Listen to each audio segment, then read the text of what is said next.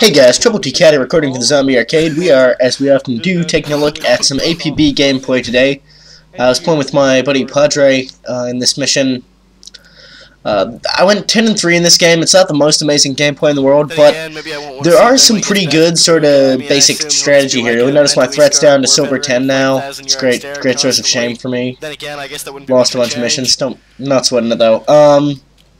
So yeah, this isn't the most amazing game in the world, but I think there's some basic good tactics here, and I just want to keep getting gameplays up there, even if not all of them are, you know, the most incredible thing in the world. I'm using the scoped NTech here. I paid to win. I was kind of curious about how it was going to work out for me. I wanted to give it a shot, and I had the G1 credits hanging around, so I thought, you know, why not? I don't think it's horribly overpowered. It's a lot stronger, I think, than the basic NTech. But oh, you didn't die. Congratulations.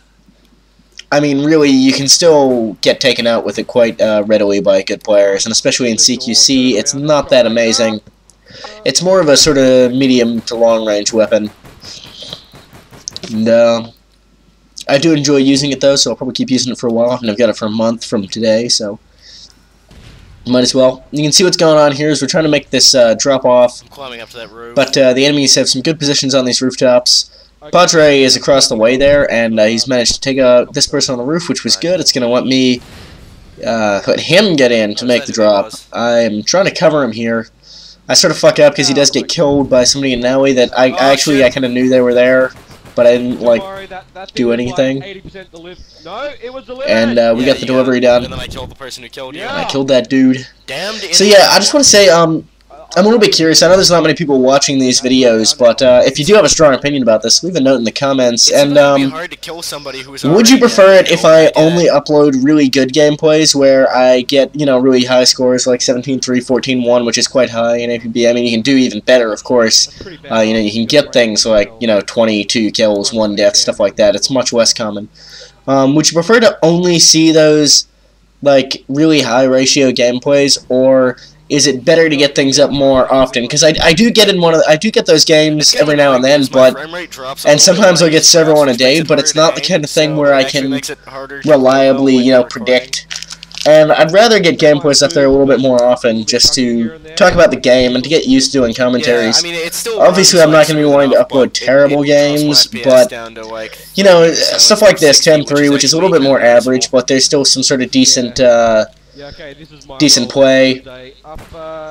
Here, these people get in a really good position, and I think this is a good example of what you have to do when you're in this sort of situation. You'll see Padre stays where he was and sort of takes a few shots at them, distracts them. I run around the right-hand side because I know there's another way up behind. I know I mentioned before, positioning in this game is really important, flanking is really important.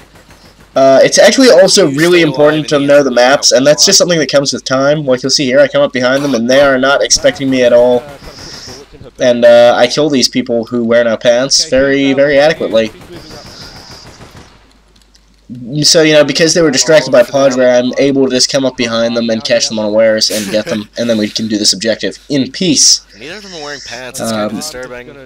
You know, if we just kept attacking on the front, that would have been a lot harder for us. And I see people doing that kind of thing a lot when I'm defending, and it's not good, you know? It's not that I'd be complaining if, you're just not going to be very successful that way. But it's just you know, it's worth taking the time usually to go the long way around and get the flank on them. You do have to be aware of how much time you have left on the mission. If you don't have enough time to get around, sometimes you just want to try and make the frontal attack. It's the best hope you have.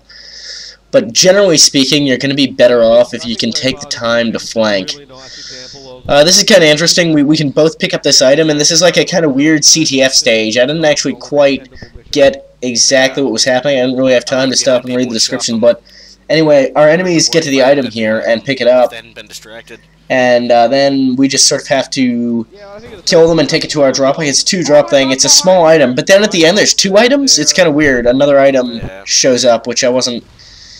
It seemed kind of weird. I don't know what happened here. I must have missed something, or some such.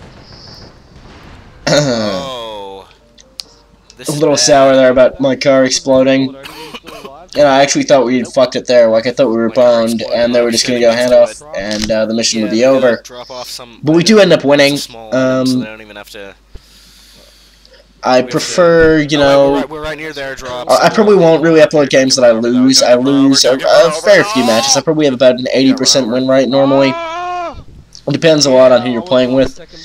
I mean, Padre is not the greatest player in the world, but he does sort of play well in teams, and he has good strategy. And he doesn't get a lot of kills, but he actually is really helpful a lot of the time. So, you know, I still get a pretty decent win rate playing with Padre. So the weird thing is here, I picked up that item, but there's still an item back over where we were before, and I don't think we left anything there. I'm a little bit confused. You know, I felt like that item just spawned in there, and it's kind of weird. I didn't quite get it. But, so we head over and grab that item. You can see here using the scope end tech.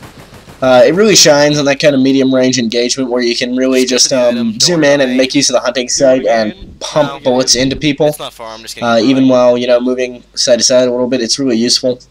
Or if you crouch and in marksmanship mode, you can take people down very quickly at close range. Problem being, if they're using an OCA, you're going to miss a few times because they'll be strafing everywhere and they can kill you really fast too. So it's not always the best at close range unless your aim is amazing.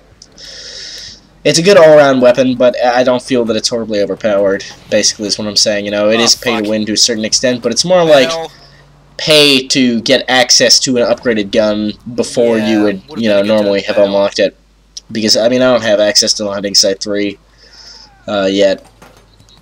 I understand that the scoped intake is not exactly the same as a normal intake with the Hunting Sight 3, but it's pretty much the same thing, I guess.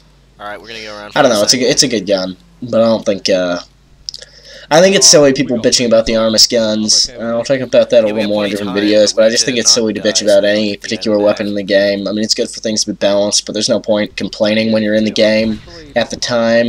You let the devs know on the forums, but... So they can see where I am at all times, by the way, because I'm currently... So we actually run into a bit of trouble here. I'm just trying to get to the drop, but the enemies are up on this shit, throwing a lot of grenades, and I can't sort of make progress there because I know they're around the corner, and if I run out, they're going to pop out and shoot me with the Shaw, which is quite deadly at that range, especially if you're crouching and they're running towards you. You know, you can get a lot of damage done in a very short time. Run over here. Always remember, guys, you can shoot straight through these fences, which is what happens there. I see the red name through the fence, so I just crouch, and when my crosshair is red, hold down the trigger. I didn't realize the other person was also down the alley, so that's what happened there. And their fag shirt, letting you know that they're just, you know, an awesome, cool person to hang out with and not a troll in any sense of the word. Not that it matters, you know, again, play how you want. I do not know how it's just, I don't know. I don't find it impressive or funny or anything like that. I think it's weird, some people do that kind of stuff, but... You know, I can sort of understand it's supposed to make you mad and, like, troll you and stuff. Awesome. Awesome. Funny thing is... I'm actually kind of impressed with that. I'm not impressed with my shooting there at all. Failing to pick up that kill was not good. And they're actually behind a dumpster down there, so I'm having a hard time getting a shot off, especially through the fence, because I can't see them, and they're also in hard cover. The thing is, the items are still on the ground here. So, but what I do is I decide to just hang out here and let Padre try and get the flank on them, so I'm just trying to pin these people down, hold them down, and keep them distracted. It's pretty much, it's one of the key strategies in this game, is the idea of distracting and then coming from a different direction. One of our enemies has the bounty on them, which actually ends up working out really well for us.